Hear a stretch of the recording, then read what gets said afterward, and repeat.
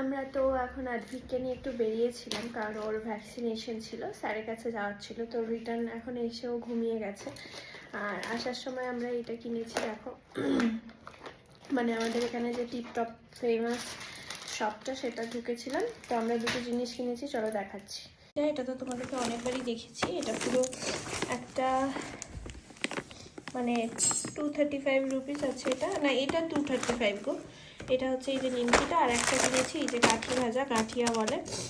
আর আসার সময় প্রচণ্ড কফি খেতে ইচ্ছা করছিল। কফি যেহেতু রেগুলার খাই মাঝে মাঝে সন্ধ্যেতে, তো ওই জন্য নেসক্যাফেটা শেষ হয়ে গেছিলো, নিয়ে এসেছি।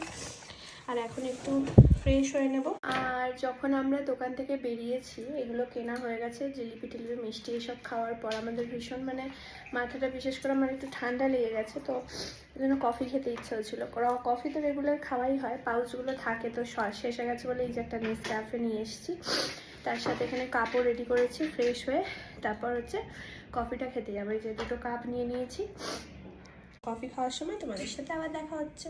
এখন কফি নিয়ে ছাদে চলে এসেছি। এটা হচ্ছে গুলুর কফি, ও ব্ল্যাক কফি খাবে। আর এটা হচ্ছে আমার মিল্ক কফি। আর এটা হচ্ছে কাকুর কফি। তো কফিটা এখন ছাদেই খাবো আজকে। কফি খাচ্ছি এখন।